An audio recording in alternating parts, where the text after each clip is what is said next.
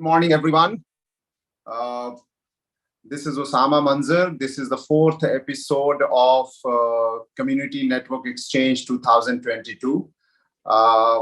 This is not an easy thing to do.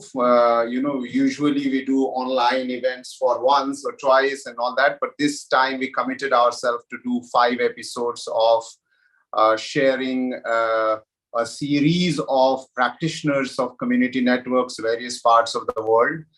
And last 4 episodes where we had experienced 9 community networks, live talking to them on video, going onto the site or somebody talking from the site. We are now in the 4th one where we are going to go to 3 locations. And all the people who are on those locations are also present there. I will start with a invitation to Amir and Adrian and Gary and Anshu and Imani and Mike to one by one introduce yourself. First, I would like to invite Amir Hayat Bhandara, who is the co-founder of Agriculture Republic from the Punjab province of Pakistan, to introduce himself and give us a 2 minutes intro where he is talking from before we get onto the video. Thank you very much, Osama. Good morning, everyone. Good afternoon, good evening, wherever people are. And I think introduction you've already done.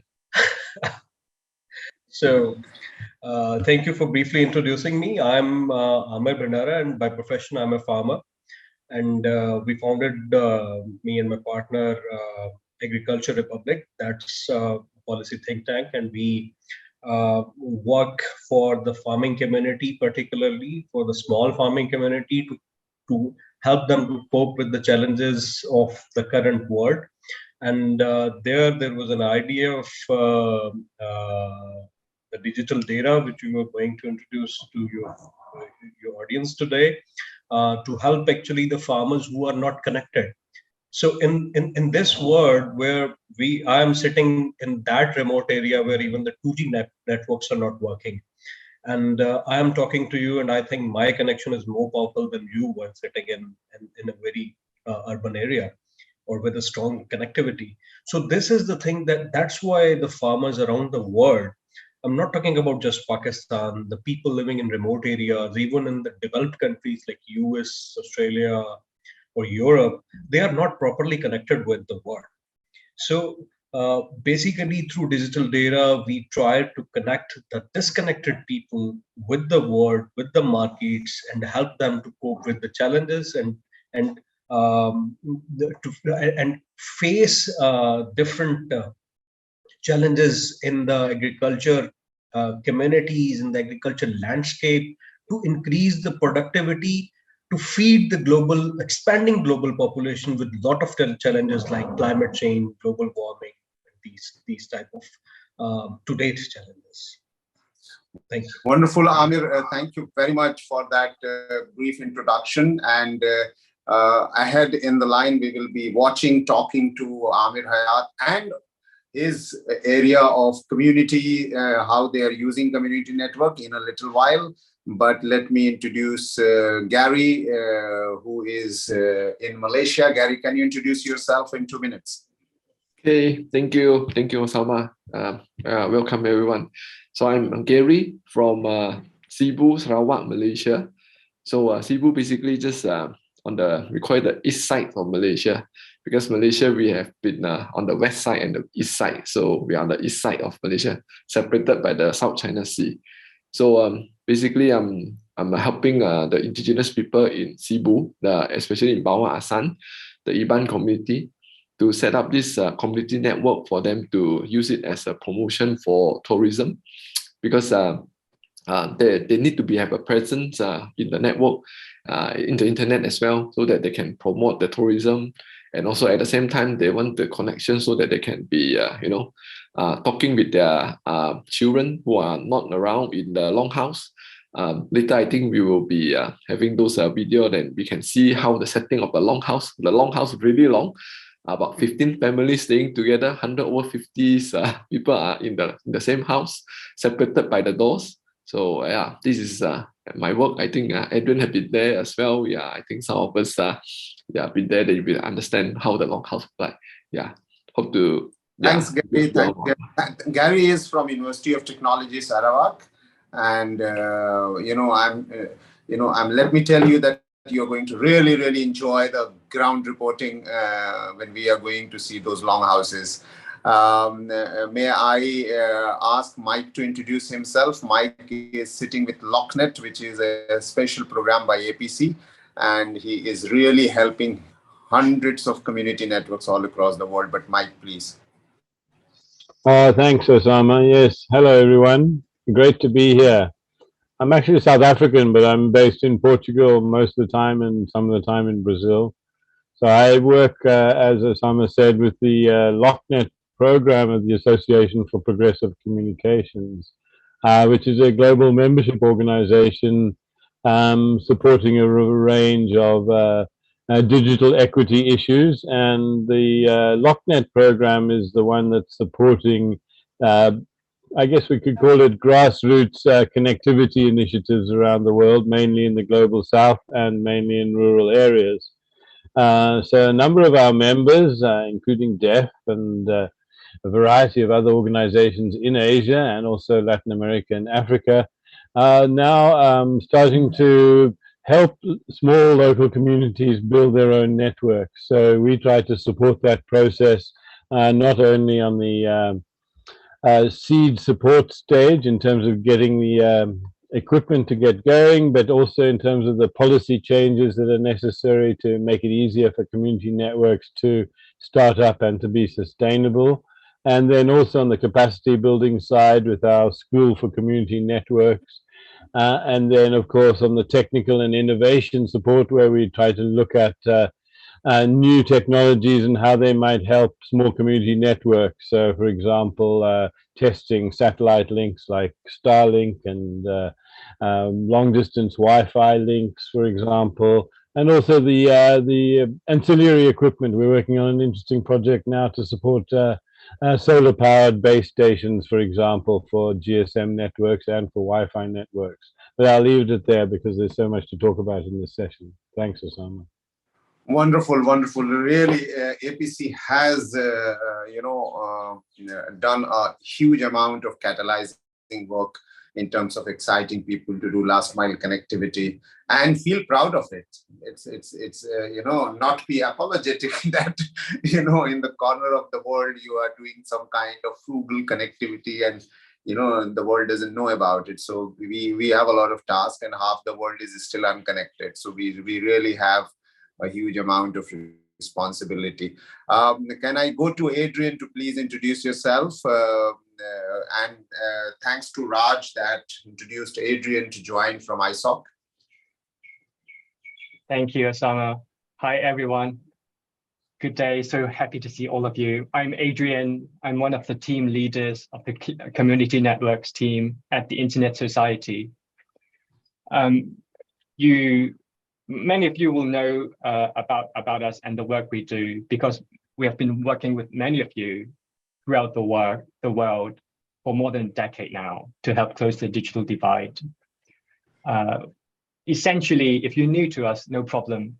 We see at the Internet Society, we see the connectivity gap left unserved by conventional internet service providers or telecommunications companies.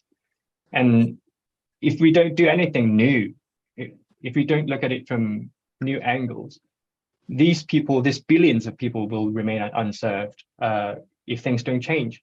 And that is why we support all kinds of complementary access solutions to help connect these people.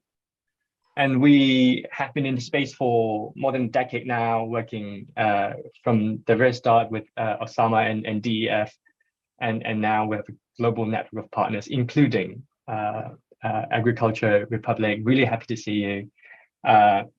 And so we have big plans for the coming years. We have joined recently the ITU's Partner to Connect to amplify our impact. We've pledged to train 10,000 people and to build 100 networks by 2025. We hope to work together. We hope to get you on board. We hope you'll be part of this. Thank you. Thanks a lot. And we recently had a huge gathering also with the ISOC community, online meeting. That was wonderful. Can I go to Imani? Imani, can you please introduce yourself and also, Magnet? Hey everyone, greetings to you all from the South Pacific. I'm located in Niue, somewhere between Cook Islands, Samoa and Tonga. So you might know us in one of those areas, about 3 hours north to the other side of New Zealand. So we're Kiwis, hold that passport as well. For myself, I've been working in internet since late 90s. I started my own business here in 99, supporting the local ISP, which was then run by domainname.nu. And after years, it developed into what we have now called Kanu. So I acquired the company in 2016. And then in 2014, I was in New Zealand, lived there for several years until end of 2020. While I was in New Zealand, I also started up a company called Makanet that provides internet to our Pacific people that live in New Zealand, most of them in Auckland. For the island here, we have 1,600 people who live permanently on the island. There's about 30,000 of us living mostly in New Zealand, Australia, and some in America, and maybe 4 in the UK. So we know almost everyone here. The problem that we do have is that there wasn't any internet services for us on the island. There is a fiber cable to the island now through Manatua that connects to the Southern Cross from the US down to New Zealand, Australia, and then on to East Asia. Although that's been available since last year, there's always been a reliance on satellite technology, and we've been doing C-band technology, but mostly through the more expensive ones. Back in the day, I used to remember we were paying 3,000 US for 1 megabits per second, and we had 4 megabits spread across the island for 600 people on the internet. It was really, really slow, but thank goodness there was hardly any social media as such today. So now the demand is really high. So we still continue today to offer the services to the people through what some of you might know as Pacific, a newer satellite provider, much cheaper for us. And we have been watching our horizon for Starlink as it comes across, looking at maybe 2023. We were promised 2022, but now we had to wait another year due to all the logistical problems of all the lockdowns. So looking forward to that, new technology, and always improvising and improving as we go. So looking forward to do the presentation later on, but that's us for me. Thank you very much. Thank you. Thank you. So last another 1 minute, and then we get on to doing the case study. Anshu, can you please introduce yourself? Anshu is not one of those who have done community networks, but he is not going to sleep without having one done.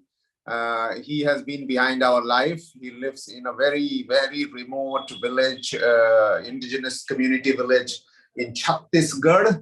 And he has been insisting that we must connect. And Anshu, please introduce yourself. Yeah, good morning all.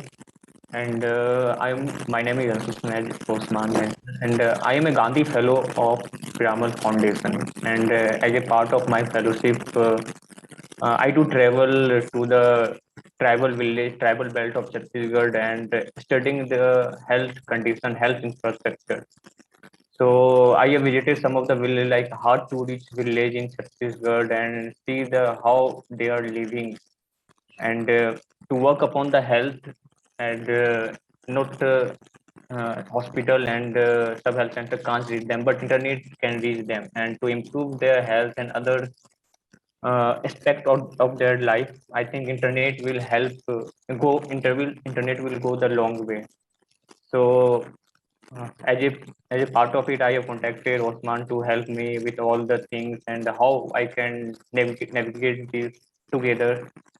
So that's it. And along with that, I do help a non-profit to maximize their reach through the grant program of Google and Microsoft and Canva and all the things as a separate project. So that's it. Thank you, Osman, for having me. Thank you, Anshu. Just to also briefly qualify what Anshu said, Anshu is a part of a Gandhi Fellowship. Gandhi Fellowship is a part of study and on-ground work together. It's a 2-year program where they are posted in a remote area. So Anshu got in touch from that indigenous community area in Chhattisgarh, one of the provinces in India. 80-90% people are tribals there. And he said that can we connect them because they are not connected, and they are absolutely not connected by road, not connected by internet, not connected by for their daily needs and so on and so forth. So we asked Anshu, can you do an entire recce? And he did the entire recce on video by talking to each one of them. So today, one of the 3 cases that we are going to see is that 2, of course, the one which has been done, but one which is aspiring to be done. So how do they look like? You know, a typical remote, unconnected area without connectivity. What are they talking? What are they discussing and things like that? So that also we will see today, and that's the reason we invited Anshu. So we have done this good amount of introduction. Thank you very much for sparing time. Way forward in the next 1.5 hour or 1 hour 15 minutes, we are going to watch 3 videos or 3 real-time case study recorded in the past 1.5 week or 2 weeks, and that has been edited for its being precise and time. But it is as good as live. It is not edited for not being live, but it is edited for time. So the first case study, we will go to Pakistan, and where you will meet Amir Hayat in person here and also in video there. So there will be 2 Amir Hayats we are going to meet in the next 10 minutes. And after watching that video, then we will come back and we'll have 10-15 minutes discussion among ourselves, and where each one of us will ask questions and inquire and go detail so that the rest of the audience get benefited of what is things happening. And the same thing we will repeat 2 more times in the next 45 minutes or so. So thank you very much. And Jenny, can we go to the first case study immediately, or case video immediately? Yes.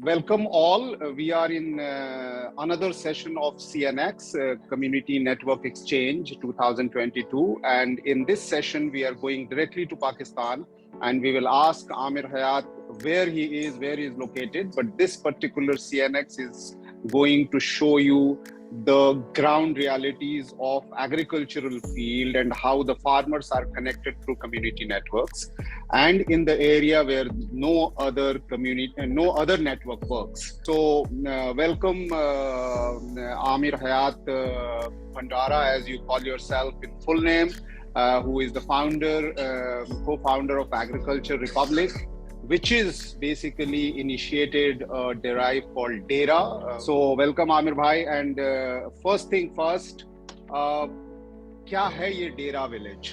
Usama भाई, basically डेरा जो है वो इसका concept ये होता है कि जिस तरह हमारे साउथ एशिया में पर्टिकुलरली ये कॉन्सेप्ट है कि जो देहातों के अंदर, विलेजेस के अंदर, रूरल एरियाज के अंदर फार्मर्स और रूरल पॉपुलेशन जो है वो मिलके बैठती है किसी सेंट्रल प्लेस के ऊपर।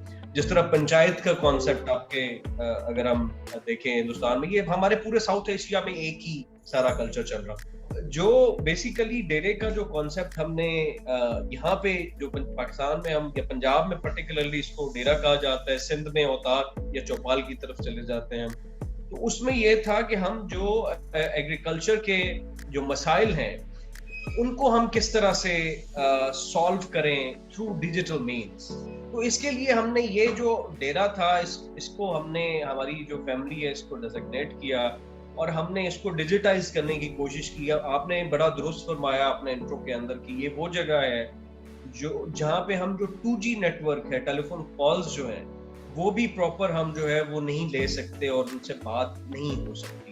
लेकिन अब ये टेक्नोलॉजी और ये डिजिटाइजेशन ही है कि आप इतने हाई स्पीड इंटरनेट अवेलेबल है कि आप मुझे और मेरे जो फेलो फार्मर्स हैं उनको यहाँ पे बैठे हुए देख सकते हैं, हम आपकी बात सुन सकते हैं, आप हमें देख भी रहे हैं और कम्युनिकेट कर सकते हैं। आपका जो ये डेरा है, इस डेरे का ओरिजिनल नाम क्या है, कहाँ पे, किस प्रोविंस में लोकेटेड है, किस सिटी के पास लोकेटेड है?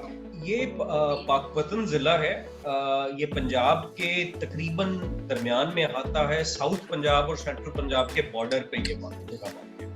और ये मैं इसको पाकिस्तान का, या शायद अगर मैं ये कहूँ कि ये एशिया का एग्रीकल्चर हार्ट है, तो शायद ये दो राय नहीं होगी, क्योंकि ये वो एरिया है जो सबसे फर्टाइल है। And I think one of those few areas in the world जहाँ पे हम एक साल के अंदर 3 मेजर क्रॉप्स ले रहे हैं। जो बॉर्डर है मशरकी तरफ हिंदुस्तान के साथ, ये बहावलनगर एक जिला है, उसके और साहिवाल जिला के दरमियान में ये लोकेटेड। आप अपने रूम को भी जरा दिखाएं कि ये डेरा को आपने डिजिटाइज जो किया है वो किस तरह से किया है, यहाँ क्या क्या सहूलियात आपने फराहम की हैं जिससे लगे कि ये डिजिटल है और लोग डिजिटल का फायदा उठा रहे हैं। ये हमारे कंप्यूटर्स पड़े हुए हैं जी, एक कंप्यूटर से अभी मैंने आपको कनेक्ट किया हुआ है। अच्छा जी, ठीक है जी।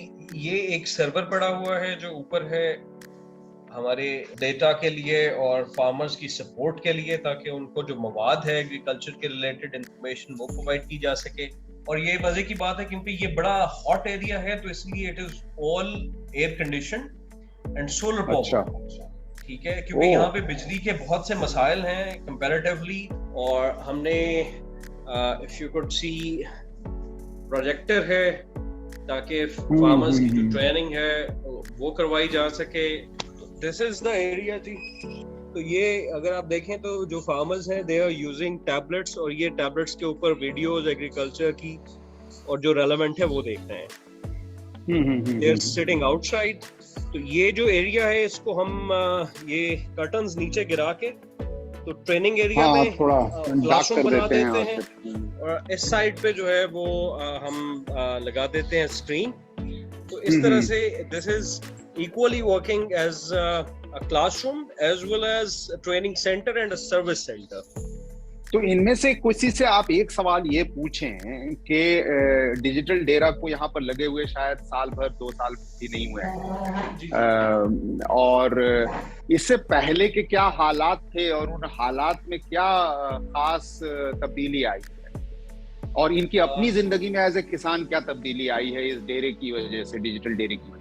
ਸਾਨੂੰ ਮੌਸਮ ਦਾ ਦੱਸਿਆ ਜਾਂਦਾ ਹੈ। ਹੁਣ ਅਸੀਂ ਖਾਦਾਂ ਖੁਦਾਂ ਦੇ ਮੌਸਮ ਦੇ ਮੁਤਾਬਕ ਪਾਉਂਦੇ ਨੇ, ਸਪਰੇ ਮੌਸਮ ਦੇ ਮੁਤਾਬਕ ਕਰਦੇ ਨੇ। ਡਿਜੀਟਲ ਡੇਰੇ ਤਰਫੋਂ ਸਾਨੂੰ ਮੌਸਮ ਦਾ ਦੱਸਿਆ ਜਾਂਦਾ ਸੀ, ਹੋਰ ਤਰੀਕੇਕਾਰ ਬਹੁਤ ਅੱਛਾ ਸਾਨੂੰ ਸਹੂਲਤ। ਸਾਡਾ ਬਹੁਤ ਅੱਛੀ ਤਰ੍ਹਾਂ ਦਾ ਮੂੰਜੀ ਦੀ ਫਸਲ ਸਾਡੀ ਬਹੁਤ ਅੱਛੀ ਖੜੀ, ਬੜੀ ਪਿਆਰੀ। ਪਹਿਲੇ ਮੱਕੀ ਦੀ ਫਸਲ ਬਹੁਤ ਅੱਛੀ ਹੋਈ ਹੈ, ਤੇ ਇਹ ਇੱਥੋਂ ਅਸੀਂ ਗਾਈਡੈਂਸ ਲੈਂਦੇ ਰਹੇ ਇਸ ਡੇਰੇ 'ਚ, ਤੇ ਅੱਲਾ ਕਰੇਗਾ ਇਨਸ਼ਾਅੱਲਾ ਸਿਲਸਿਲਾ ਸਾਡਾ ਠੀਕ ਚੱਲਦਾ ਪਿਆ ਜੀ। ਮੂੰਜੀ ਬਹੁਤ ਅੱਛੀ ਖੜੀ ਹੈ ਜੀ। ट्यूबवेल ਅਸੀਂ ਬੰਦ ਕਰ ਦਿੰਦੇ, ਮੌਸਮ ਦਾ ਸਾਨੂੰ ਪਤਾ, ਹਾਲਾਤ ਦਾ ਪਤਾ ਚੱਲ ਜਾਂਦਾ ਸੀ, ਪਾਣੀ ਦੀ ਹਾਲਤ से बड़ा सिलसिला ठीक है चल करे। एक चीज तो बड़ी वाज़ेह है कि पूरी दुनिया के अंदर, I don't know about India, but Pakistan में इंटरनेट जो है वो एक महंगी पड़ा है। और जो एक छोटा किसान है खासतौर पर, पहले तो उसके प्रॉब्लम ये है कि उसके पास स्मार्टफोन अवेलेबल नहीं है। अब देखें यहाँ पे 10th जनरेशन कंप्यूटर्स पड़े हुए हैं, लेटेस्ट सैमसंग के टैबलेट्स पड़े हुए हैं, तो दे कैन यूज इट। अगर वो खुद नहीं इस्तेमाल कर सकते तो हमारा लोकल चैंपियन जो है वो उनको बता देता है कि यार मौसम की ये सूरत हाल है या सिचुएशन ये है। तो अगर वो खुद अपनी अगर पॉकेट पे देखें तो उनके लिए बड़ा एक्सपेंसिव है। एक तो फोन लेना एक्सपेंसिव है, फिर उसके बाद जो है उसमें रिचार्ज करना, फिर इंटरनेट इस्तेमाल करना, वो बड़ा एक्सपेंसिव है।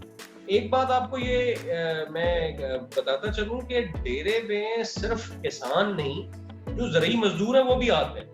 इसी तरह खवातीन जो है वो भी यहाँ पे आती हैं, क्योंकि हमारी जो पाकिस्तान की और हिंदुस्तान का भी ऑलमोस्ट यही सिचुएशन है कि जो 80 से 90% आपकी मैनुअल एग्रीकल्चर प्रैक्टिसेस हैं, वो विदाउट विमेन जो है वो हमारे फार्म ऑपरेशंस पॉसिबल ही नहीं।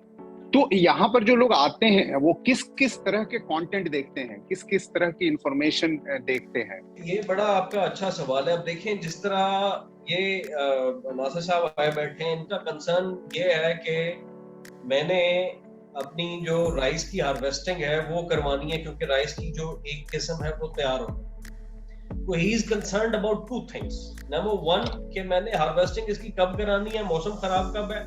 नंबर टू कि प्राइस क्या चल रही है मार्केट के अंदर, कि मैं कौन सी मार्केट में इसको भेजूं जिससे ज्यादा प्रॉफिट हो सके। इसी तरह अगर कोई ज़रूरी मजदूर आता है तो उसकी सिचुएशन ये होगी कि जी फसल जो, क्योंकि थोड़े थोड़े पैसे बचाकर वो अपनी फसल थोड़ी स्टोर भी करते हैं ताकि ज्यादा मुनाफा कमाया जा सके। तो दे आर कंसर्न विद जी कि कौन सी फसल का प्राइस जो है वो आगे बढ़ने जा रहा है या किस तरह से आगे बढ़े। जो स्टूडेंट आएगा, स्टूडेंट का ये कंसर्न होगा कि हमें जो एग्रीकल्चर की एजुकेशन है उसमें आगे किस में मेजर करना चाहिए, क्या हम क्या आगे कर सकते हैं। तो वो जो टावर है वो right in the middle of 5 villages है।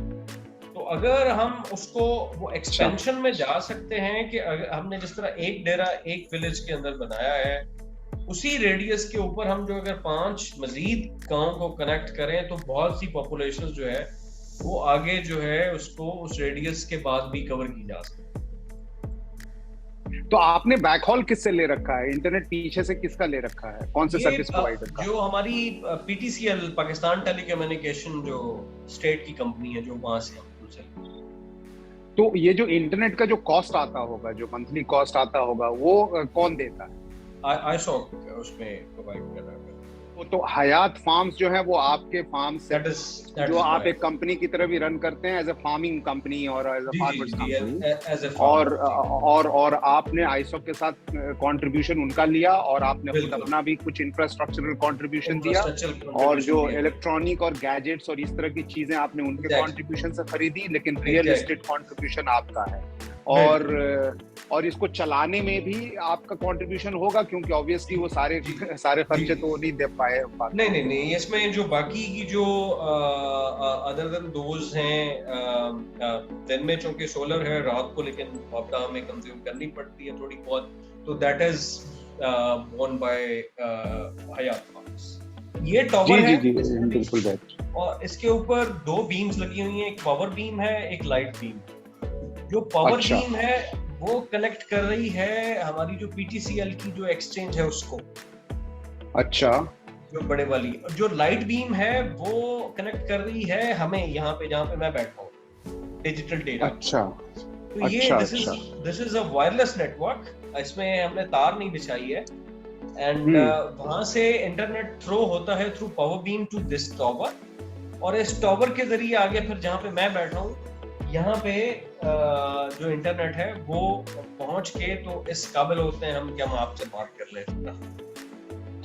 तो इसका मतलब ये है कि जो सोर्स है इंटरनेट का वो पहले आपके इस टावर पे जा रहा है और आपके पास बाद में आ रहा है। बिल्कुल। और इसी टावर के रेडियस के अंदर 5 मजीद गांव हैं, जिस तरह आपने कहा कि उससे फिर आगे मैश नेटवर्क और डेवलप हो सकता है इसी तरह वायरलेस नेटवर्किंग के जरिए।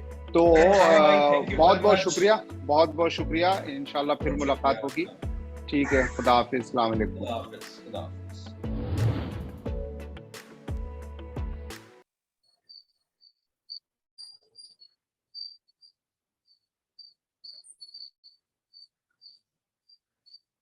Wonderful.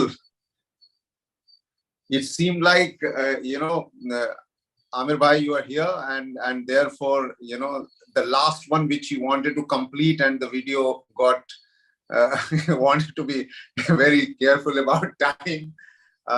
So I would invite Mike to start first as your first reaction and any question that you have, and then Imani, and then Gary and Adrian. Well, thanks. That was really an inspiring interview, and great to actually see the details of the setup there in Pakistan that I'd heard about but never seen before. So really getting to understand a better idea of how your network works there. And yes, in LockNet we find that there's a lot of interest from rural farming communities in this type of connectivity. I mean, not only for gaining access to information and to being able to promote the products online, but we're also finding a lot of interest in recording traditional agricultural techniques and other types of information that might be relevant to farmers and aside from the more traditional approaches of accessing weather reports and information like that. And then an interesting aspect that seems to be emerging now is how to use various what we call IoT devices on the network to actually really leverage the power of the technology here. So it's not actually just about providing information and communication to the farmers, but actually automating some of those processes. So, for example, we're working on a very low-cost solar-powered charger that can also do soil moisture measurements and control a water pump, so that farmers can automatically irrigate their fields, for example. Another example is in using air quality sensors and water quality sensors to measure the status of the air and the water quality. For example, in one of our partner networks in Thailand, they suffer a lot from the smoke produced by the burning paddy fields. And so they are trying to identify the sources of those pollutants and then educate the farmers about the process of burning the rice fields. So I think that there's a lot of extra value that can have from the connectivity once it's in place that goes even beyond the provision of information to farmers and them being able to use the network to broadcast the information that they generate. Thank you.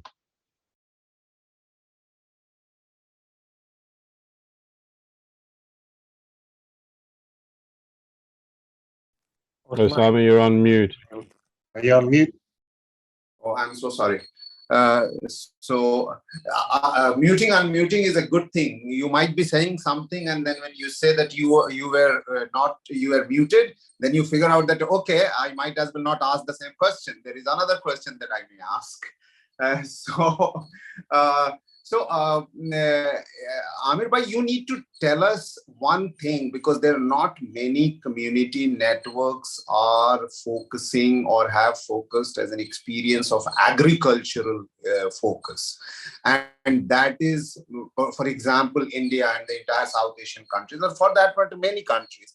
More than 50% or 40% of their economy comes from agriculture, and that is the area that is also field oriented. That is also the area that is maximum labor oriented. That is also the area that is the maximum supply oriented, and yet the usage of community network, or for that matter, internet in general, is not something that we hear about. And considering that, in a developing countries and South countries, farming is a great area of dependency for economy, it's also now becoming dependency on network and internet.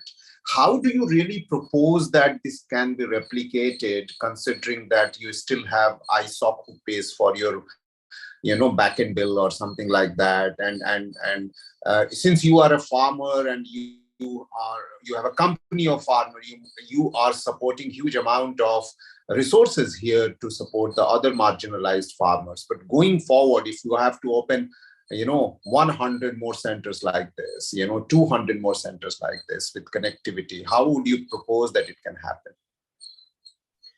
Thank you very much, Osama. That's really a wonderful question and very important as well. Before answering your question, I would like to thank Mike for his very encouraging comments, and the thing he was discussing about adding value through IoTs. We are working on few things, like you mentioned about the automated irrigation system. The tower where the tower is located on a farm actually, and that's the property of Hayat Farms. The tube well, the electricity water pump there is automated now. We are for the trial basis, we are operating through mobile phones.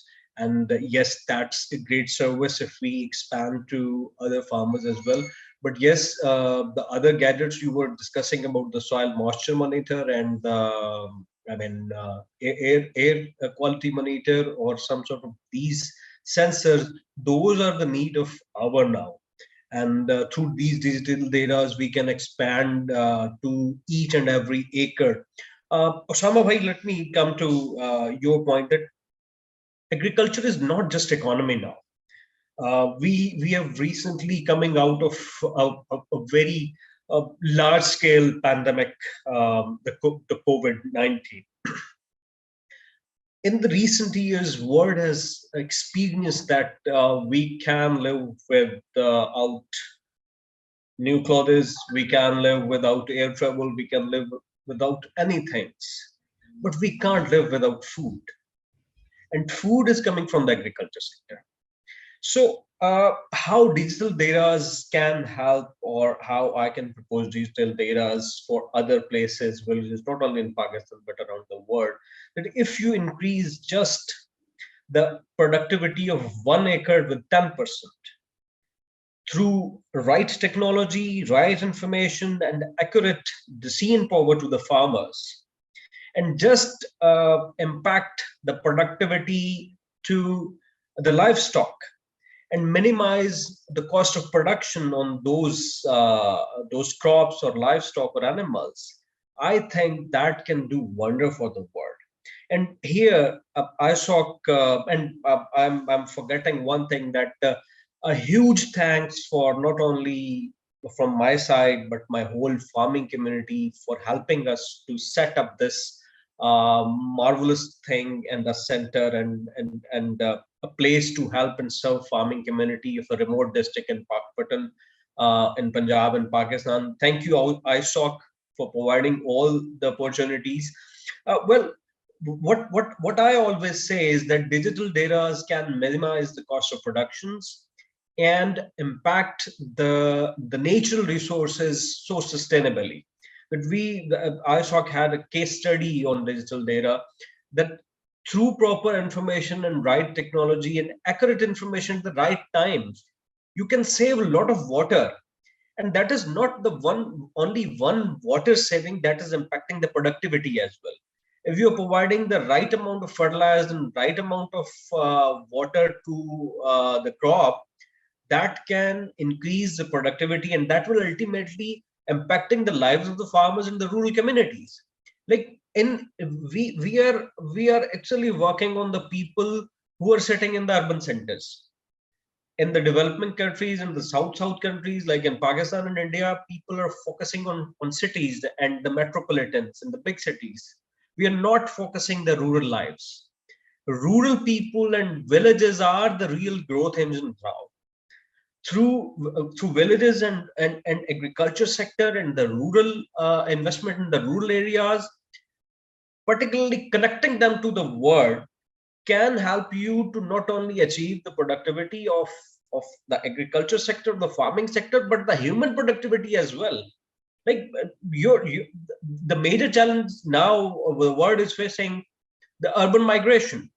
People are leaving the villages and coming into the cities just because of these a very small and very inexpensive technologies for the organizations. Internet is expensive for me, internet is expensive for the local village guy, but it is not really expensive for the organization. It is not really expensive for the ISOC. Well, there are a few $100,000 we can set up a digital data everywhere in this world, but just look at the amount we can save on saving the natural resources and impacting the lives of the people, and increase the productivity and lowering and decreasing the cost of production, not only of the agriculture sector, but all the facilities available. So I think I'm proposing this, that it should be replicated everywhere to increase the productivity, not only of the crops, of the livestock, but the human productivity as well, and lower and decrease the pressure of your urbanization and the resources and the natural resources. We are facing a huge problem of the impacts of climate change now. And through these digital means, through these connectivity measures, through right information, accurate technologies, and the most important thing is providing power to decide rightly, can help everyone to be safer. And I always say that we need to work on the safer world. We need to work on the productive world. We need to work on the food secure world instead of the food secure and safer countries or cities or the regions. Thank you. Amir, thank you very much. I think the three highlights that you said is that what I see is that the last mile connectivity as a base, but then how we can also pick contextualization of climate change, agriculture, and food security. These are the three things I think that you are highlighting, and we will note down and we will work on that one. Imani, do you have a feedback and a question for Amir?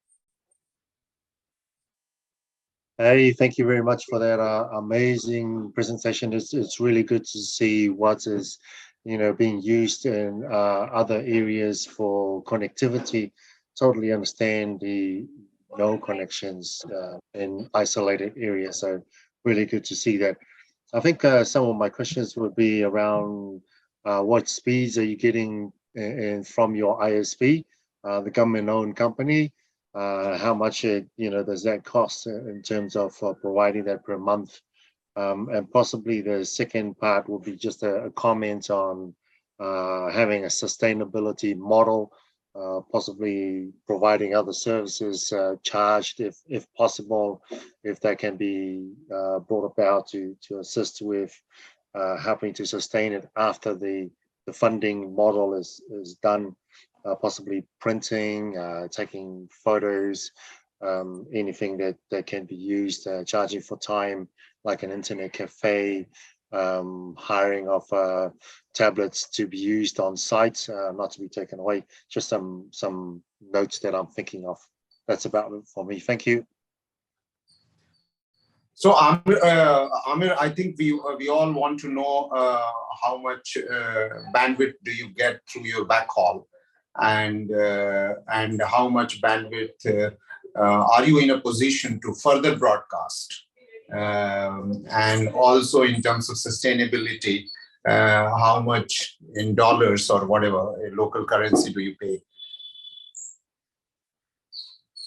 Well, currently we are using 7 Mbps bandwidth, and if we add some 3 Mbps or 4 Mbps, we can start some other points around us. We cannot directly broadcast like the Wi-Fi connection, because that's not protected by the law. According to law, we cannot broadcast, but we can start point-to-point connectivity like we did here in this digital data. So we can connect the main tower, you've already shown in the video.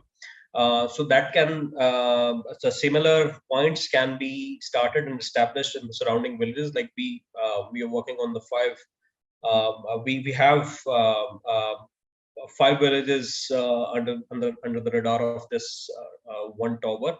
The question Imani asked about the sustainability, we are working on few models that what kind of and what type of services we can provide to our farmers that should be cost with minimum expense. Like if we have a printer available here, if we are going to help any farmer or anyone in the villages that if he or she need a print, what cost we can charge him or her on the subsidized prices. Similarly, we can expand our services like the IoT, like earlier Mike was discussing, that how we can introduce those services and technologies that can contribute to the sustainable running of this digital data model. And there are few other options we are working on, and those are, in fact, if we are successful in helping farmers to reduce their cost of production and increase and enhance their productivity, that is actually impacting their profits, profits on the return or the return of investment. They will be happy to contribute to make this model sustainable. And the beauty of rural lives and villages are that everyone owned their asset. Normally, we do not see in the urban station or the cities that people do not own the facilities they are being provided. So this is the first of its kind happened in, I think, Pakistan, that a farmer and the farming organization collaborated with ISOC and through Agriculture Republic. People actually owned it and they enjoy it while sitting here. So I think we will be in a very good position very soon to share with you that how we are going to make it sustainable model. We would actually like to work with you to do that. And in terms of also, there is always a via media to overcome regulation without violating it. You know, for example, if you are saying that your broadcasting is not allowed by you can always have point to point, but your point can have a Wi-Fi hotspot stations around the place, which can become a public access point, which you have already, where hundreds of people can walk in, because that will also give a very strong you know, focus on community participation, like Chaupa, like Dera, you know, where people come. And because in any case, one of the things that I think connectivity and mobility and mobile breaks is community, you know, by being individualizing. And in the community, when we work together, access together, learn together, knowledge together, then these community access points can be very, very interesting. But we will work on this together, and we will create, because we all have the similar situation, you know, and we also have the population which is the highest in the world, which is unconnected. So Adrian, do you have a quick question and observation? If there is time, is there time for that, Osama? Yes, you can. Very quick comment, and Okay. I'm going to ask Gary as well, because you know, it's important that we discuss, and we have enough time. Okay, I'll be quick. So thanks for making that video, and of course, you talked about the case study. Let me put the link to the case study in the chat in a moment. So that anyone who wants to read in detail can find out more about digital DERA. I just wanted to ask Anna, when we talk about deploying any community network, usually there are three big things that we must tackle. There is one, an active community involvement. Two is a regulatory clearance. Three is sustainability. We have talked a lot about sustainability now and how we got around the regulatory barrier just now. But what about community involvement? How did you identify like community champions from the beginning? I understand there are excellent champions in the DERA. So can you tell us how you tackle that? Well, very important question. Thank you for asking this.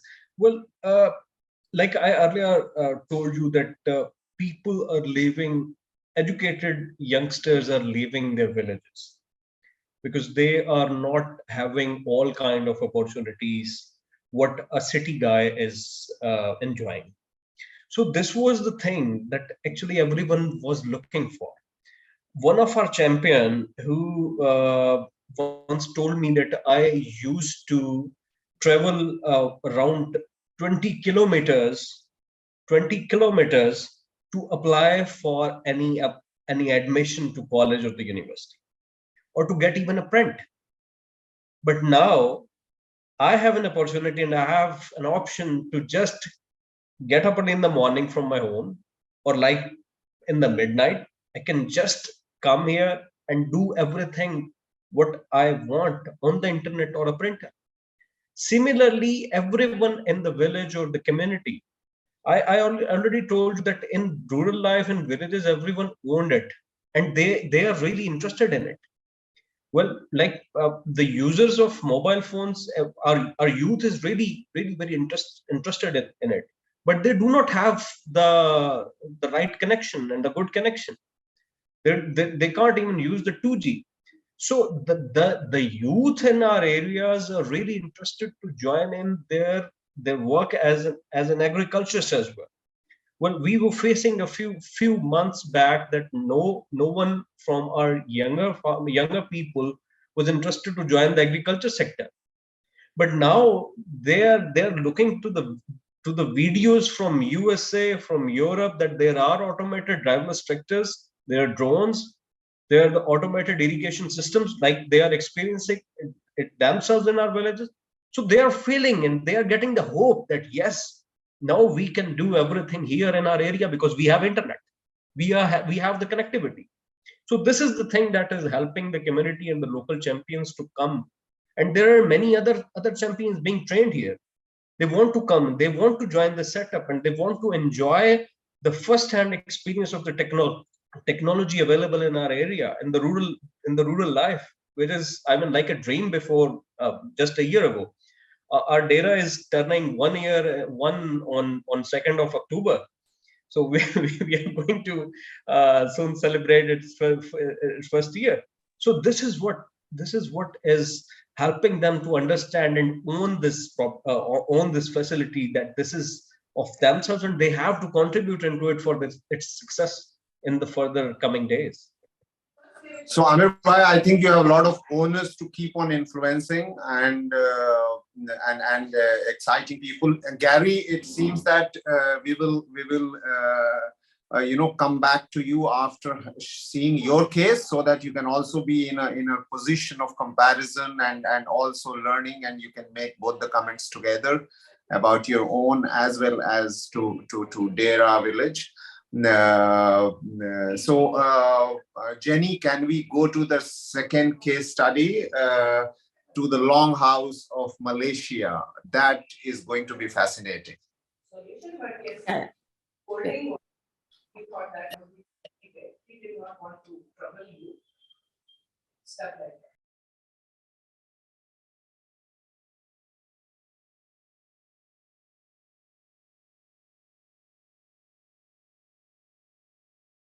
that. Renita? Yeah, sorry, my internet connection is. Do you want us to play? Sir, I'm trying. Just give me 1 minute. I'm connecting through my mobile phone. Okay, wonderful.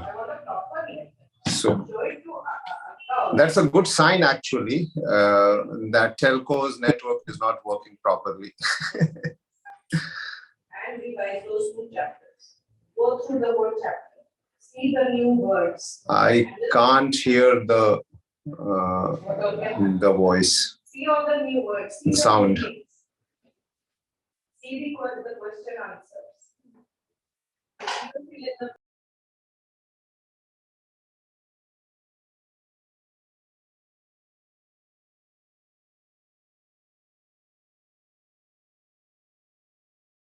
Going to talk about how community networks has taken place here, where apparently.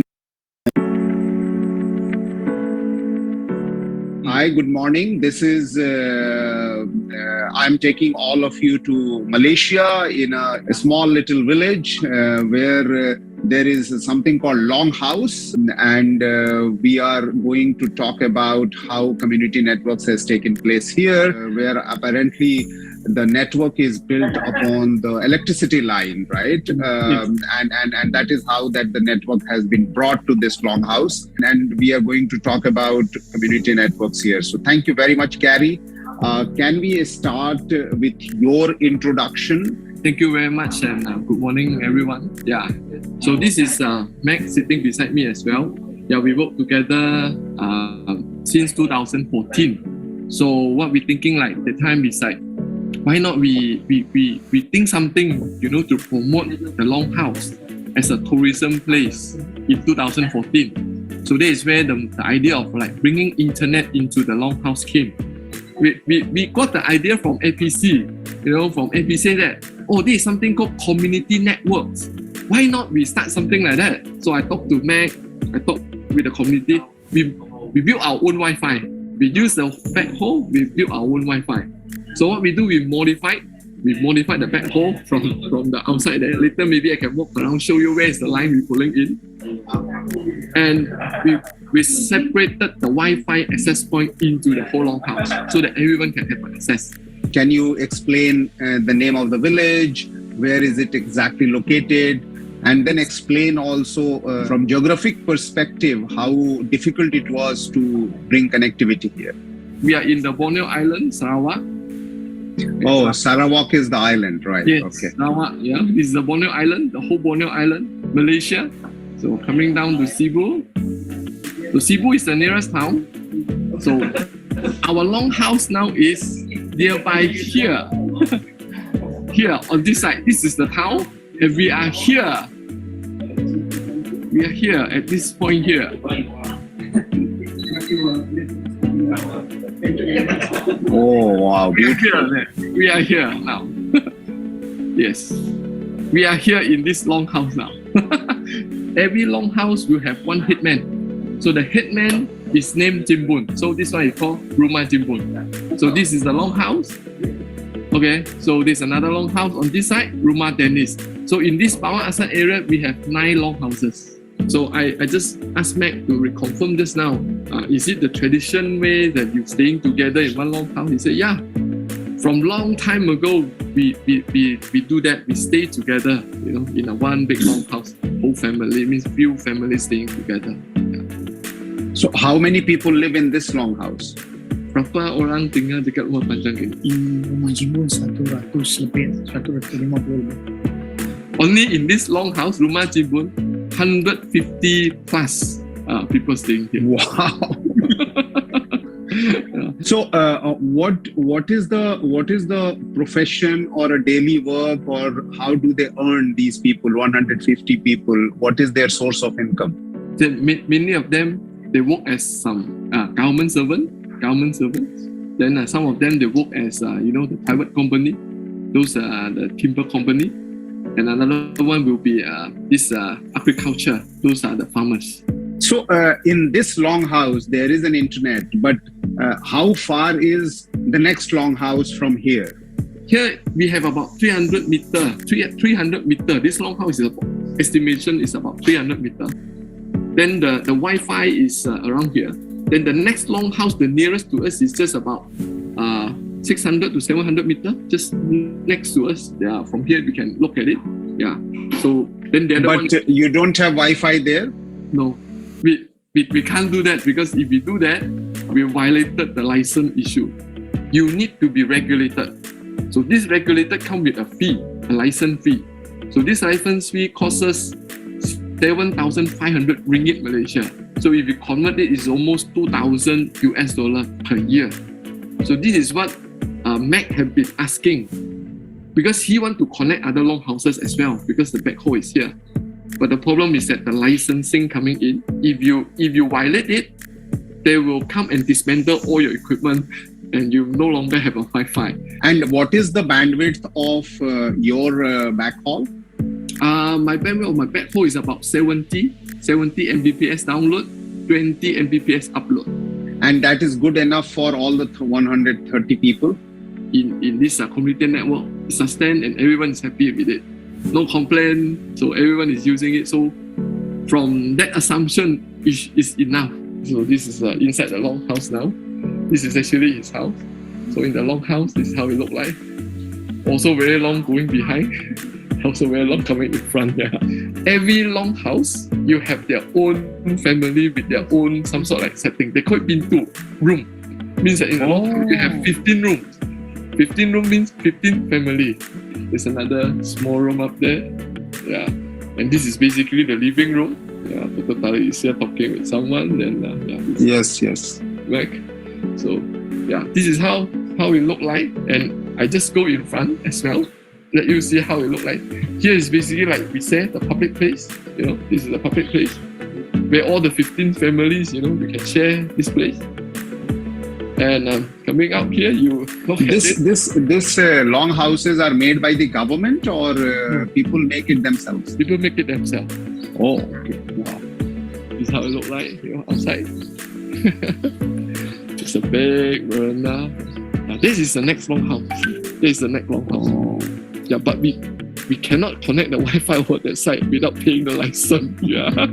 What are the major reasons of the internet usage here? He told me the 5 things. First will be promotion for tourism. because they will the income generation for him, the promotion for tourism. He use it.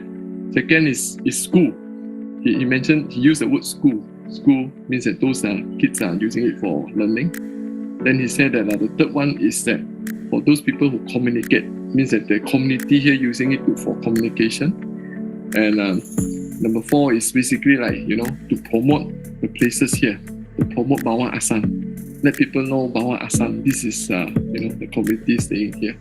And the last one, he just mentions that also is open for public. The internet is open for public. Anyone want to use it, you know, you can just come and use it, you know, to for your own. Yeah. So the backhaul that is available for you and free of cost is provided by the government telco or some private telco? It's a private telco. It's a private ISP company. Yeah, it's a private. What is the name of that company? The company is Sakofa. And the backhaul is in Cebu, right? The backhaul is all the way from Kuching until reaching to the point here and coming in. It's using a fiber line from Kuching carrying over here. Kuching is 300 over kilometers away from here, all the way coming down to this side. Then from the end point, we modified the backhaul and put it in here. Yeah. So it is the telco that is using the electricity line to bring the internet to the nearest place. Actually, he's using a fiber line from Kuching all the way coming up to Cebu here, Bawang Asan here. It's just like the back, we call it the last mile. The last mile solution, they use the propane oil power line. But now it's, it's down. Basically, that thing is down. I show you the machine they put here. I show you the machine, what they do, what they put in here. So these are the machine of the propane oil power line. These are modem. So they come up from this power line, this power source. Because the internet is coming in from this power source and go into this modem and Wi-Fi out. Yeah. But the problem now is that this thing is not working anymore.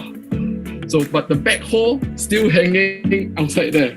So this is where I modify the backhaul, pull the cable in from this side. You can see some of the RJ45 cable. You see the black line, the black cable. This is black. This is actually the backhaul RJ45 cable. This is what we modified. Yeah, we modified it and put all the way in and go into my switch inside and we put it into a router Wi-Fi for the house. Why this case was important? It was our safest case for community network. I will accept it because the license issue in Malaysia is very unclear. Government even don't understand what community network is. What we wanted to do, that this Langhouse is already in the sharing system. They are sharing their physical space, actually. They are sharing their resources. So we were thinking that can we actually take that value of sharing to a community network. So we can show the government, we can show the government that community network can be a sharing model instead of this individual technological models.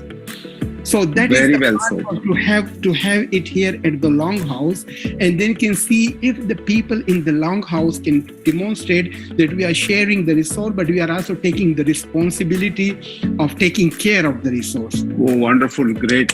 Thank you very much. I think it has been a great learning. We are not going to end here. We are going to come again, and like you said, we need to collaborate, and we need to learn from each other. Thank you very much. Great.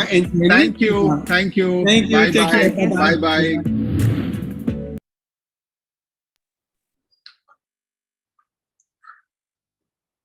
Wow. I mean, so many times I have looked at it while editing, and it's fascinating. It's amazingly fascinating. Imani, do you want to start with your reaction, feedback, question? Yeah, that was I'd have to say that's a both interesting cultural aspect of living in a longhouse. That's really interesting for me, and to be able to provide connectivity for 150 people with that amount of bandwidth, that's pretty impressive. So Yeah, and just to be able to maintain it. I think the only not really a question as such, but sort of like asking in my own head, is the network distributed over the longhouse, or is it like a central place that everyone would have to congregate to be able to use or utilize the actual Wi-Fi itself? But I'm really impressed with that one. That's pretty cool. Gary, you want to reply whether you have to come to a one location within 300 meters, or you can get in each of your compartments? Yeah, I think they still need to come to the longhouse. They have no choice. Yeah, even the longhouse, I think within 100 meter or 200 meter, you still can get a good Wi-Fi signal. But you are standing outside the longhouse, which is for their culture-wise, if they don't think it's very welcoming. So normally the public place is like, yeah, we welcome you to come in. So this is the Iban culture. And I think the worst thing is that we cannot connect to the nearest longhouse. It's just nearby. Because of this license issue, they're always coming back to us saying that, oh, if something wrong with the Wi-Fi, who's going to fix it? So they want to regulate it. They want to license it. So this is actually one of the questions I want to ask the DERA as well just now. Do they have this license issue? Yeah. So this is something that we are facing with, but we are still looking forward to really apply the license and see what happens next. Yeah. Mike. Very good question, and yes, the one that we come across a lot in many situations. The licensing models are really focused on national service providers, and it's very hard in some circumstances for small operators to get a license, or it's just too expensive, or the burdens of the reporting process that are required in many cases are so high that it's just beyond the means of a community network. Even actually to make the application process to gain funds is difficult. We have a case in Argentina, for example, where the regulators actually made millions of dollars available for community networks to apply. But very few have made applications, A, because they're not aware that it's possible to get funds, but then B, the actual capabilities of those remote rural communities to go through the detailed license application process, which requires submitting a business plan and an engineering diagram and everything else is just too hard for them. So we really find that we need these what we call a MISO organization, which is some organization in country that is able to help all of these small networks with these regulatory procedures, capacity building, and perhaps also even aggregating the backhaul capacity so they can negotiate good rates from the wholesale providers, or they can divide the bandwidth that often these wholesale providers require minimum purchase of, which is way too much for a small community network.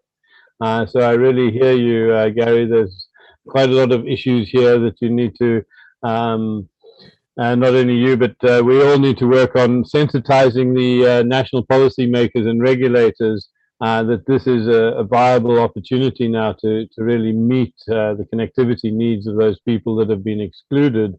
And it's just so great to see your example in the Longhouse, because I think that's the kind of examples that they need to understand and to really appreciate a concrete example of that will help them make some decisions about how they're going to alter their licensing regimes. Thanks. Wonderful. Amir, do you what do you see, and is there a learning for you from here?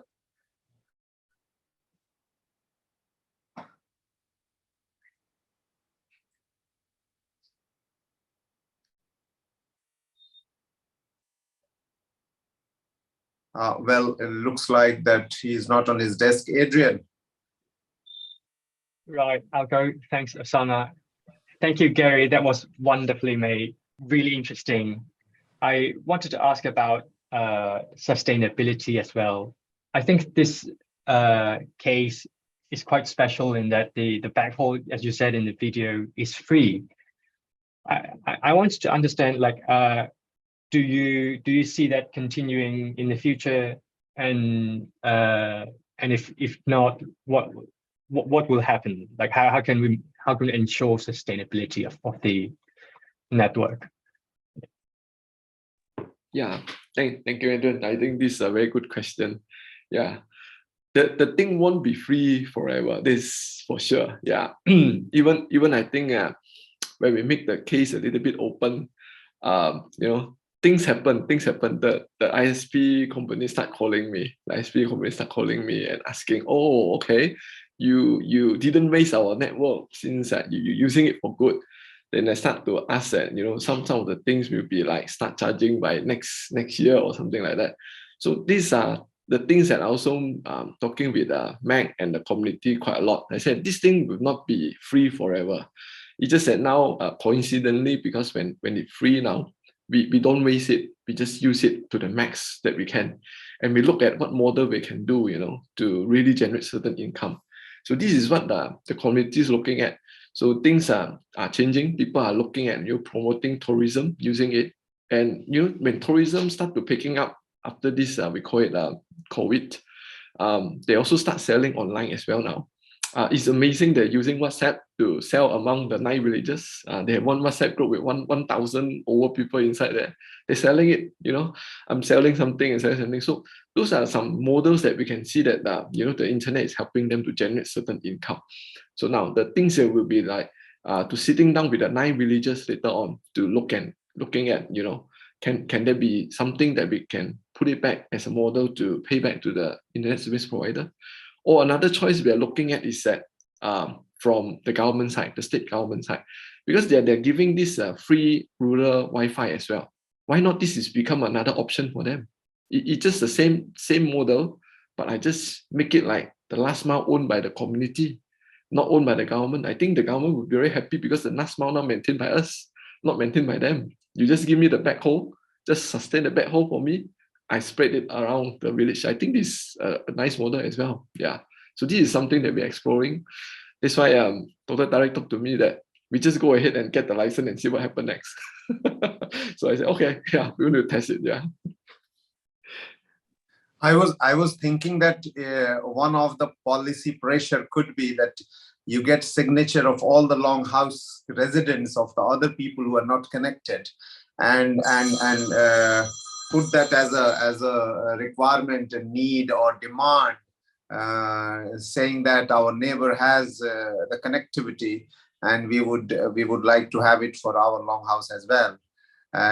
If it was this subcontinent, I would have said that. Otherwise, they would have said otherwise disconnect these guys also.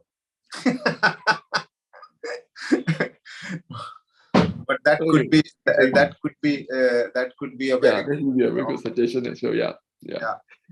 They're creating public pressure for internet. You know, usually what happens is that in the era of internet and technology, most of the time it's the advocacy groups and the NGOs and the organizations talk on behalf of the people, but there is no signature campaign. There is no like demonstration, give me internet, like give me food, or give me water, or give me road, or give me, basic necessities. So this could be one of them. Okay. So we need to demonstrate in a good way, I think. Yeah, this is what I talked to Adrian as well. I don't want to, trigger certain thing and they come and start dismantling my Wi-Fi. Yeah. Yes. Well, thank you very much. Let's get into the last video, which is not more than 5 minutes, to go to a place called Chhattisgarh in India, which is still not connected.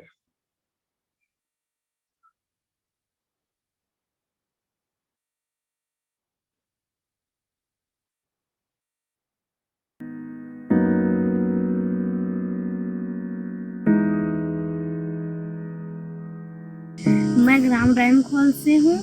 यहाँ पानी, सड़कें और अन्य सुविधाओं का कोई भी लाभ नहीं है। यहाँ ना ही नेटवर्क होता है जिससे हम ऑनलाइन पढ़ाई कर सकते हैं।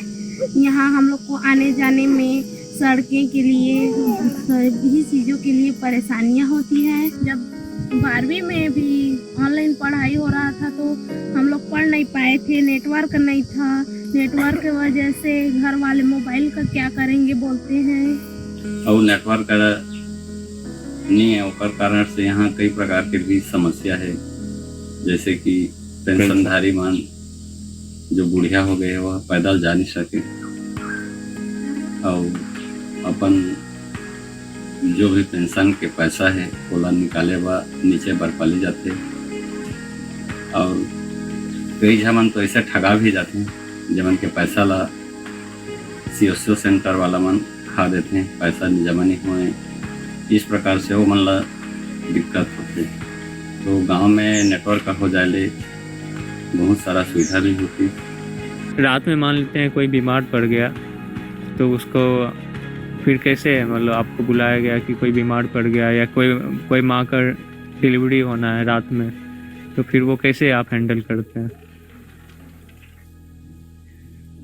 किसी का माने वो करल पूरा मोबाइल घुमा के टावर खोदथन तो जे कर पाथे ना करा तो टाइम हो जाते तिया डिलीवरी तिया तो घरे में हो जाते ता टावर का दिक्कत है। कहीं से जल्दी हम कहीं जगह फोन करने नहीं बनता हमको, इधर से टावर का दिक्कत हमको है।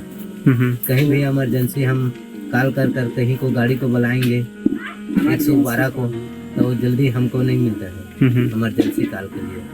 कोई टावर का हमको ज़्यादा दिक्कत है। यहाँ पे जैसे आप बोले कि आप दूसरे गांव से आते हैं, अगर यहाँ नेटवर्क लग जाएगा तो इससे आपको क्या फ़ायदा होगा, किस तरह फ़ायदा होगा? हमको बहुत फ़ायदा हुआ। नेटवर्क लग जाएगा तो हमको उधर जाते हैं नीचे जाएंगे, अभी टावर के लिए हम 112 के लिए फ़ोन करने के लिए इधर से भी लग जाएगा, जल्दी से जल्दी हमारा मरीज चल देगा। कभी भी कुछ भी होता है मरीज इधर से ही चल देगा।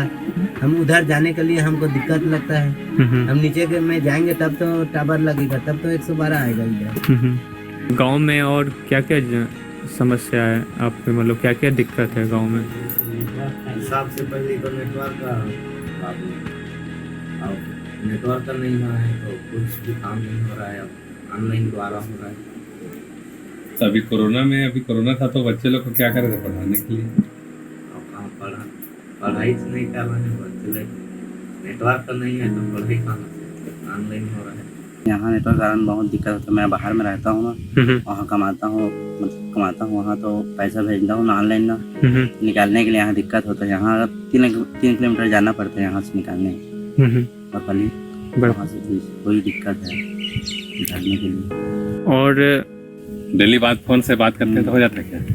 नहीं होता है बात तो कैसे? अगर कभी होता है प्रॉब्लम बहुत आता है, कभी कभी आता है। आपको लगता है अगर नेटवर्क आ जाएगा तो आपका जो किस तरह से फायदा होगा, मतलब मोबाइल के थ्रू? सिलाई कढ़ाई में ज़्यादा देखती हूँ और जो पुराने कपड़े रहते हैं उससे क्या क्या बनता है जी वो देखती हूँ। तो आएगा तो इसमें और आप अपना देख के सीख सकते हैं खुद से जी। और आपका अगर कहीं ऑनलाइन काम करना होता है या फॉर्म भरना होता है या फोटो कॉपी कराना होता है या कुछ या आधार अपडेट कराना होता है तो आप कहाँ जाते हैं ये सब काम करने के लिए? फ़िलहाल 5 किलोमीटर आगे 5 किलोमीटर सब होता है। और तो वहाँ कैसे जाते हैं आप? पैदल या गाड़ी में। हाँ, और कितना समय लगता है वहाँ? मेरे को लगता है अगर सॉल्व अगर हो जाए ज़्यादा अच्छा है कि नेटवर्क अभी नेटवर्क में है कि हम लोग को भी दिक्कत होता है कि हम लोग 80 ग्राम रैनफॉल में है। अगर हम लोग को बहुत जने फोन करते रहते हैं कि यहाँ वो समस्या है तो कम से कम मेरे से बात होगा उन लोग को तो कई समस्या का हल फोन से हो जाएगा। हम लोग को कई चीज़ अपलोड करना रहता है मोबाइल नेटवर्किंग से। आज अभी तो पूरा ऑनलाइन है सब चीज़, उसको ऑनलाइन करो, उसको ऑनलाइन करो, उसको ऑनलाइन करो, तो सब चीज़ है। और मेरे हिसाब से लगता है कि नेटवर्क आ जाने पर हमारे यहाँ बहुत जने को जैसे KYC बैंक चलाते हैं उसमें पैसा निकालना रहता है तो गांव के जो अभी बहुत जने को पेंशन जो मिलता है बुजुर्ग लोग को उसको गांव में सुविधा मिल जाएगा। कि गांव के कई जने ऐसे हैं कि पढ़े लिखे हैं, 12वीं पास है, कोई कॉलेज कर रहे हैं, उन लोग को गाँव में अगर नेटवर्क रहेगा तो उन लोग KYC चलाएंगे गाँव में और उसको पैसा गाँव से भीतर कर सकते हैं। किसी चीज़ में ऑनलाइन फॉर्म डालना है तो वो भी कर सकते हैं। अगर किसी को अगर कुछ चीज़ जानकारी लेना है तो जानकारी भी तुरंत मिलेगा, तो गाँव को भी डेवलप होगा, यहाँ रोजगार भी बढ़ेगा। रोजगार भी बढ़ेगा थोड़ा बहुत। पर्यटन लोग यहाँ आते हैं तो यहाँ नेटवर्क नहीं रहता तो पर्यटन लोग यहाँ बहुत कमाते हैं, तो पर्यटन लोग को भी फायदा मिलेगा। हमारे गांव में चारों तरफ जंगल से घेरा हुआ है। गर्मी टाइम में जंगल में आग लगता है तो उसको भी फॉरेस्ट वाले लोग को यहाँ से मोबाइल से सूचना करेंगे, एक फोटो खींच के भेजेंगे कि इस जगह जल रहा है तो आप यहाँ से आओ, उसको लोकेशन बताएंगे। लोकेशन से इसको कि व्हाट्सएप के माध्यम से कि इस जगह है उसको फोटो खींच के भेज सकते हैं व्हाट्सएप में, तो जंगल भी बचे रहेगा तो वातावरण भी अच्छा रहेगा। और जंगल कटाई होता है तो फोन के माध्यम से अगर फोन करके उन लोग को बोलेंगे तो फॉरेस्ट वाले आएंगे तो तुरंत उसका भी करेंगे उन लोग की कार्रवाई करेंगे उसका कि पेड़ कटाई कम करो।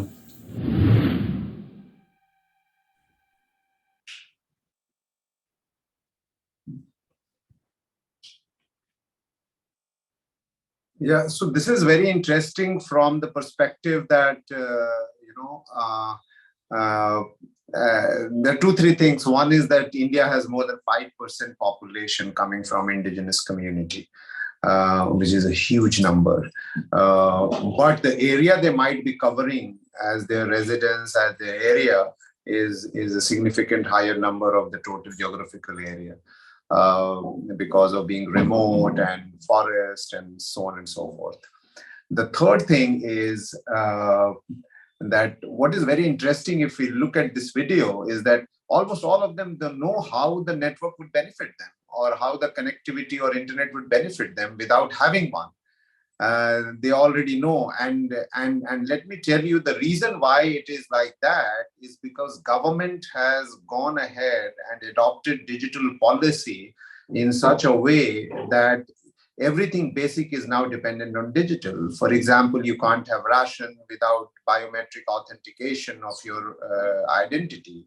You can't have withdrawal of your money without having bank account, which is dependent on know your citizen or know your customer KYC, and that you have to do online. And that's the reason why the lady or the person is saying that KYC is one of the highest demand that you have to keep on doing all the time to withdraw money. And for withdrawing money, you have to go to 3 kilometers, which is the nearest place. And then there is this person who is saying that we keep roaming around on the hills, tower to tower, to figure out where we will get the best connectivity to talk to people that they know or they want to be in touch, which is amazing. It's like, the bird is looking for the best nest to, stay on. So very interestingly, and that's the biggest issue, is that Mike would appreciate that how much policies are changed over a period of time and depending on network, but the network policy itself or the internet policy itself hasn't changed to become the household facility, in terms of consumable, in terms of service, in terms of necessity, and so on and so forth. And that's the irony of this place. And Anshu actually captured, travel around and captured all this. And looks like that the next year we will have this as a case study from transitioning from not being connected to be connected. And Mike, we are going to come back to you to support us to have this one as converted into connectivity, physical, because we have done all the feasibility to that one. Let's do a last round of some topical discussion in terms of scale and sustainability, because that's the main topic, and that's indirectly most of you also discussed, is that all of them are amazing. There's no doubt about it. They all are individually great, but there are hundreds of more longhouses, and then there are hundreds of forests, and then there are hundreds of more indigenous communities, and then there are hundreds of more farming communities. Even if we want to be isolating our case to just the community that we are serving, that itself is a huge hierarchy of scalability that is an opportunity and a challenge. So from that perspective, I would go to Imani to do a 1-minute comment on, and then gradually to everyone, because also Imani, because you have been a businessman, you have been doing remote connectivity, but you are also making all of them work as a business, as a sustainable business, and that's important thing that maybe you can teach us how do we do, because in the process of being not for profit and social, we usually rely on a lot of heroism, but not on scalability. We may have a great technology which sounds great in one place, but not a technology that can be replicated, or the methodology, or the system. So I would ask Imani that from these 3 examples, what do you think that kind of sustainability and the adaptability that one should look for if we are looking for scalability? Oh, thanks, Osama. It's amazing to see this last one, especially to understand that it's not even connected, and the possibilities and benefits coming to, to the people themselves. I think looking and thinking about sustainability and scalable options, first, taking it from like an ISOC funded project. So now you have to look at what that is, maybe before even starting a feasibility study, to perhaps also collaborate with others around the community and just outside that, as well as other funding organizations, to be able to look at what could come out of after the funding runs out. Could there be an option of instead of just having the funding cut, or that's it, maybe have some form of moving into a partial part funding, so that as the community does other things, to be able to incorporate a cost factor to be distributed around each one that is using the facility, using the technology, using the Wi-Fi. Not a cost that could make you money, but just to look at what the operations could pay for in terms of power, putting money aside for things that go wrong, like your equipment has died because of power outages, probably thinking about power that would be so uneven in those places. Not putting out proper power would probably kill these types of precious equipment that are running on very bad power as such. And just looking at other models that comes into it, how could you sustain it after the funding model, partial funding with subsidized versions coming in, and then get to the part where you could operate as a community that is standalone itself, recognizing that each community and each sector and region are totally different from each other. So it's going to be the people themselves that comes up and organizes themselves and saying, okay, how much could we afford? And possibly if it's going to remain a community project, perhaps to look at it in terms of what could we leverage ourselves in terms of fundraising, perhaps per month, just to get organized to pay for the operations itself, to keep the services available to everyone still for free. So it now becomes a community ownership program as compared to perhaps a business opportunity. It might not necessarily have to be a business. It could still be run as a community operation, or part of a farming community, but perhaps look at, okay, we're going to be selling our crops from this month to be able to sustain for the next 6 months of paying for the operation. So there's always opportunities, and I'm always open to offer ways of seeing how it goes through the transition from the funding model into the sustainable model. Scalability, I think that comes down to how the community, or how it translates into after. I don't think it'll be a good option to look at scaling it when we still don't have an option of growing it first to be able to sustain it. I think once you sustain it, then you can say to the next community next door and say, hey, look at what we've done. This is how you can do it. Just take this, put it over there, and then now you do it. So that's probably it from me. Wonderful. I have one question with Mike and both Adrian. And in the last few of the series of CNX this year, there was a question coming in terms of sustainable funding availability by impact investors or investors.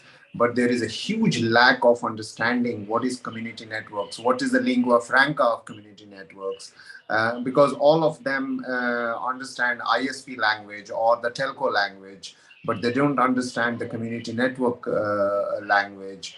And organizations like DEF, ISOC, and APC, who work on the basis of network organization, large scale, replication also, and so is there a way that we need to really figure out that where do we go from here in terms of linking sustainability and funding availability, and therefore what are the building blocks that we need to put in place? Mike first, and then we can go to Adrian. Well, thanks, Osama. Yeah, for me, I think if all the policy barriers are out of the way and there's none of this friction that is caused by that, and there is some supportive seed funding that mechanisms are already available for the big telcos to provide access in so-called unprofitable areas through universal service funds.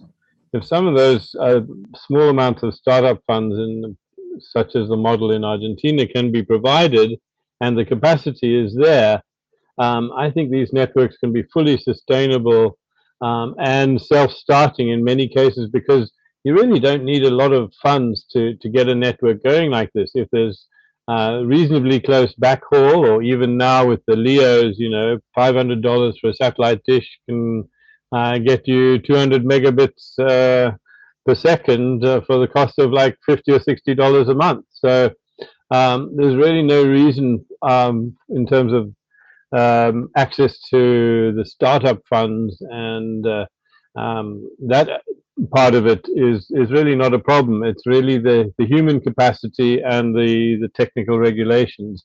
I mean, and this extends to things beyond just a license to provide Wi-Fi access, because, for example, in India, you have to authenticate with a public Wi-Fi hotspot using a mobile phone to receive the authentication code as a text message.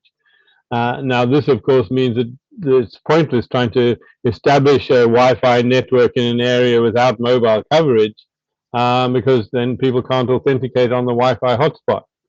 So, there's many layers to the regulations that may need to be unpeeled.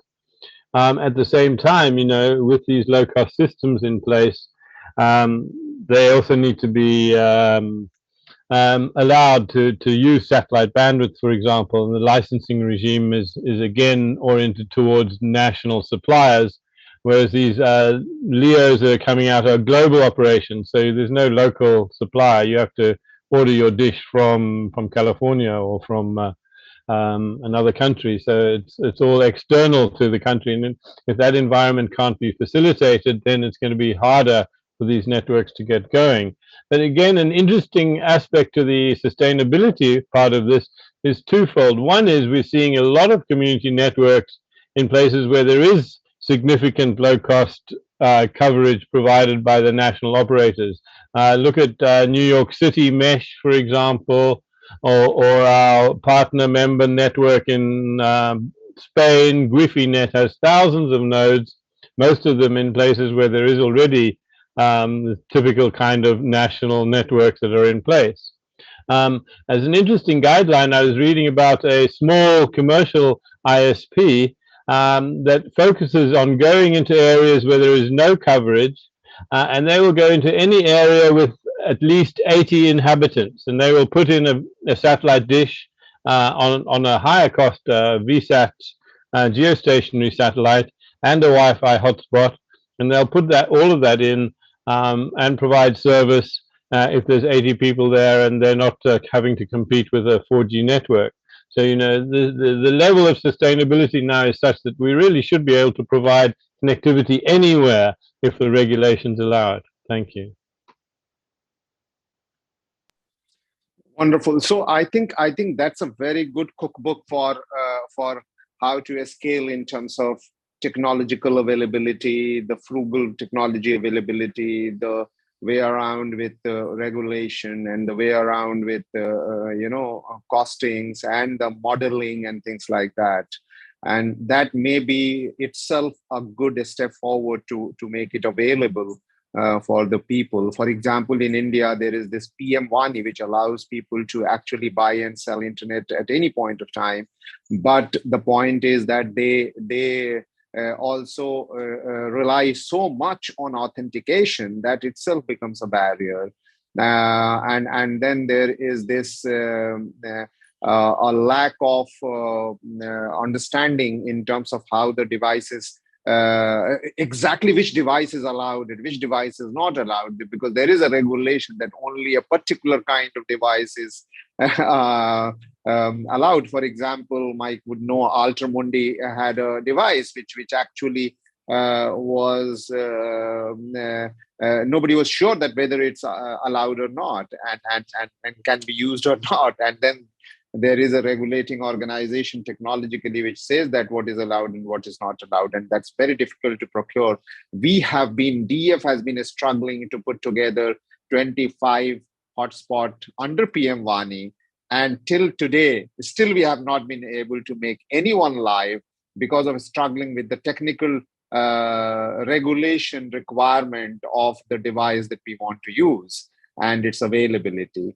But that's we can discuss again. Adrian, on similar ground, do you have a point? Yes, Osama, you made a great point about the fact that you said that the ISP people speak their own language, the telco people speak their own language, and those of us in this community, in the community network space, speak our own language. I think that's true.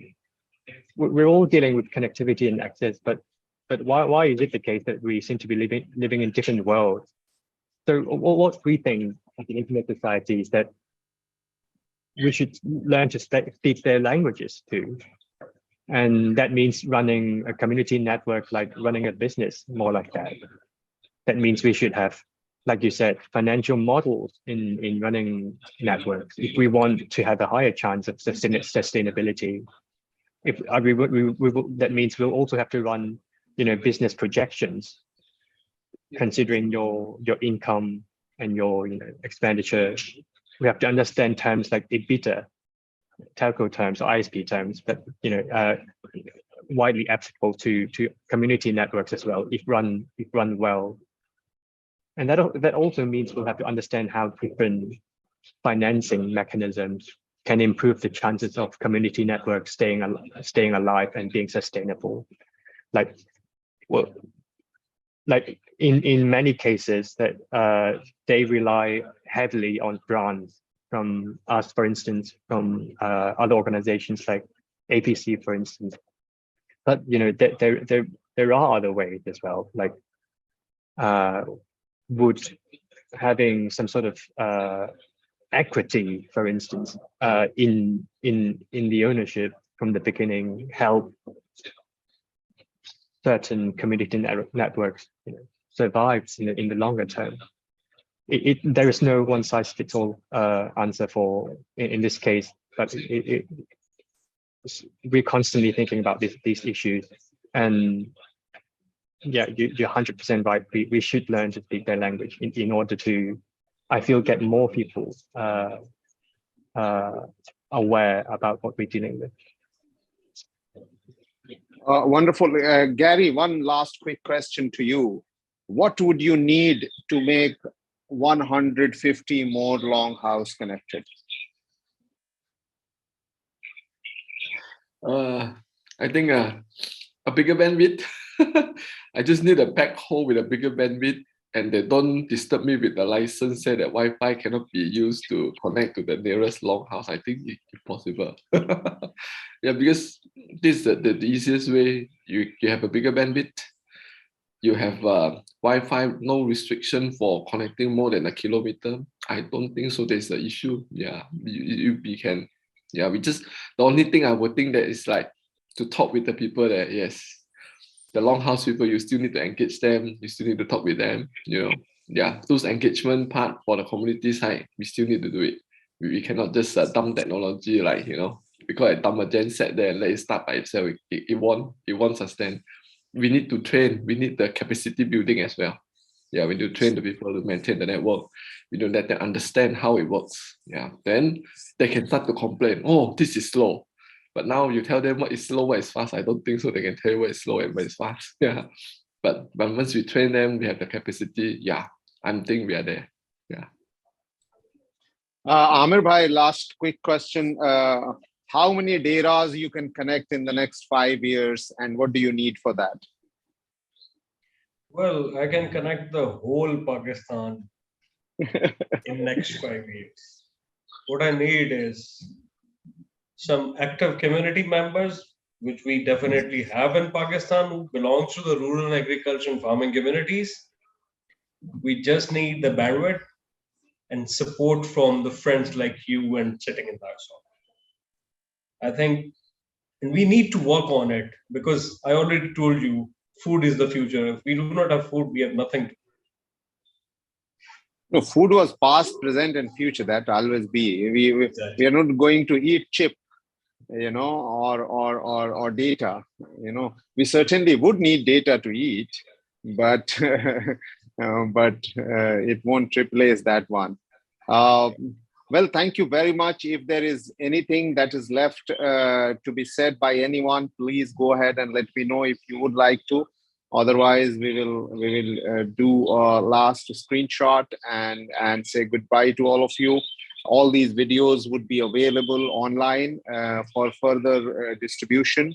I would request Jenny to also share the video independently on WeTransfer to others, so that they can independently also as an attachment to their social media they can post, because usually many people like which they have a permission to add, like I have the studio permission in Twitter, so I can put any long video on the social media. That becomes very useful to do that. But let me know if there is anyone who would like to have a last word.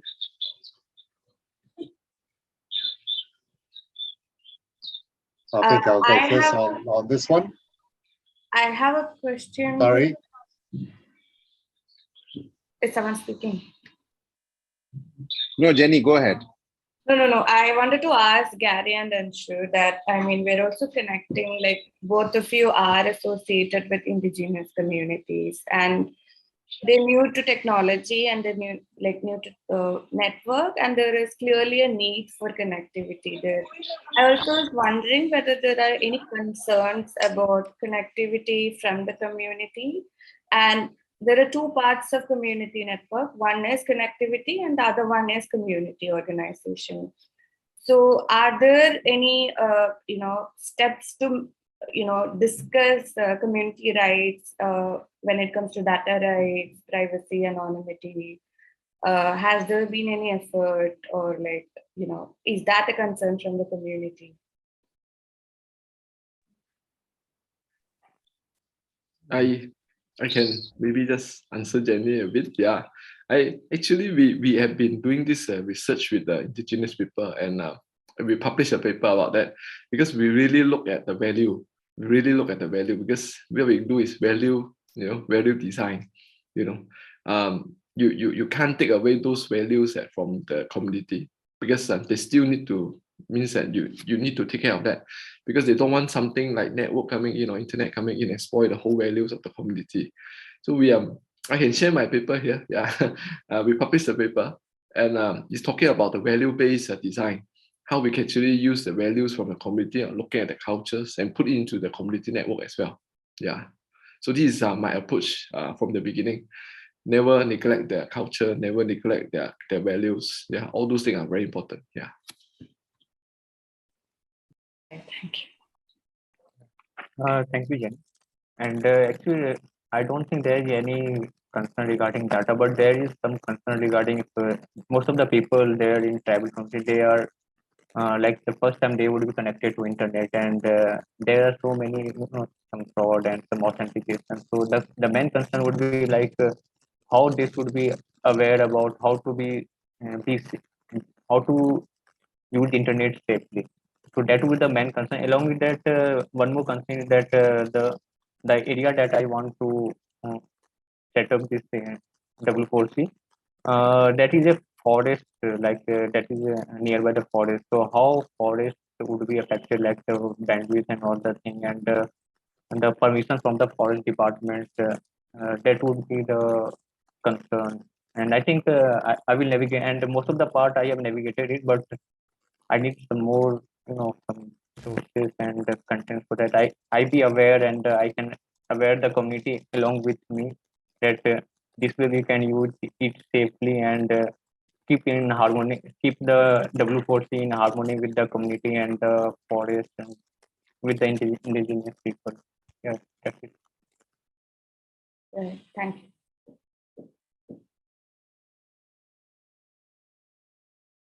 Oh, wonderful. Yeah, wonderful. Great. Thank you very much. I think this question is not going to leave us alone. That the rest of the world, which is not connected, they come from culturally rich areas, traditionally rich areas, linguistically rich areas, indigenous communities, remote communities, very high in culture, tradition, and wisdom, local wisdom, hyper local, and therefore each and every enablement of technology and connectivity is going to ask this question: are you taking away our culture or language or our wisdom? Is there an intrusion, or is there an integration? And we don't have an absolute answer to that, but each of these connectivity is an example that is going to really teach us that how do you do last mile connectivity, last mile access, last mile digital integration in a way that the world get enriched through them, and not that it looks like that every place becomes a Manhattan shopping mall, right? In terms of cultural invasion or traditional or other kind of invasion. That's the most important part, and that is what we need to look at. And the other question that maybe in the next episode we are going to look at is that, are we going to do the last mile connectivity all through an alternative way of looking at it, or do we think that telcos will ever be interested in expanding their services in remote areas, leaving behind their ROIs not to be achieved within a stipulated time period, but giving it a longer time period to achieve it? Because that is certainly one of the reasons why telcos are not going to remote areas. And that is also the reason why, even though we are doing lot of experimentation, we are not having one standard for all. There is different standard, there is different parameters, there are different models, there are different methodologies, there are different policies, there are different adaptation, there is so much of diversification. All of them are correct, but there is nothing called one standard for all. So that is also something that we need to figure out, that not having a standard is the new standard, and what is that new standard? Well, thank you very much with that note. Thank you, Amir Bhai. Thank you, Jenny. Thank you, Anshu. Thank you, Pranita. Thank you, Gary. Thank you, Imani. Thank you, Adrian.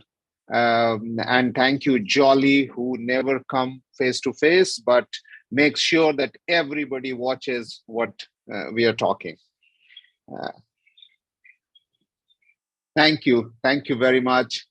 Have the rest of the day nice for you, and sleep well if it is it is the night of the time.